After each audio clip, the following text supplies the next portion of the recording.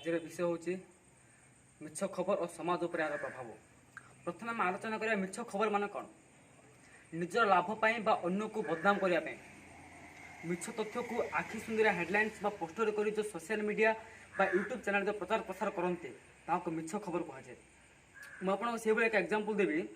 ए गत 2 मास तक गोटे खबर बहुत भाइराल होता ओडिशा आमर कोविड आउ नांती मुख्यमंत्री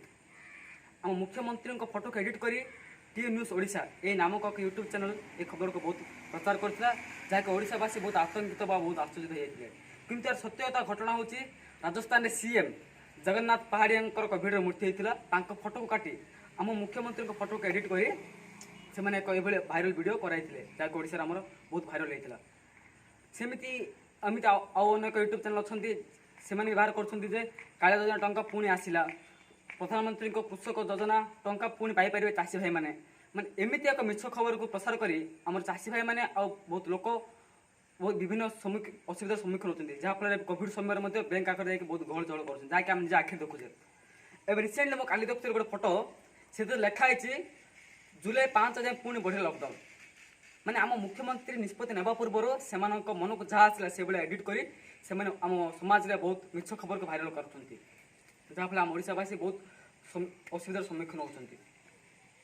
प्रथम पॉइंट मु कहबी यही जदि समाज में मिछ खबर भाइराल हम प्रथम पॉइंट लोक मैंने सोशल मीडिया न्यूज चैनल उपर विश्वास भांगी।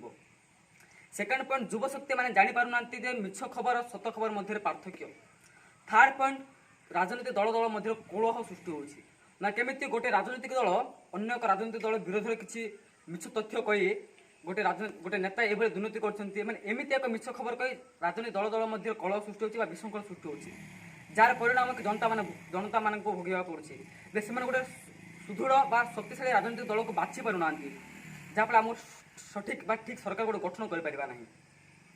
एमती कहवा गले तो बहुत समस्या को सामना करने पड़ी बहुत प्रभाव पकाउछि मिछ खबर आम समाज को।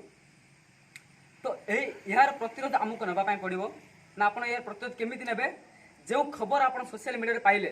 से खबर को प्रथम सत्यता प्रकाश सत्यता परीक्षा करेंगे केमी करेंगे से गूगल सर्च करेंगे जदि आप जानिले जे एक खबर संपूर्ण रूप मिथ्या ताकू आपण आईबीएफ नामक एक इंडिया संस्था बाहरी जहाँकि आप चाहिए सेठारे कंप्लेन करेंगे जे एक खबरटी संपूर्ण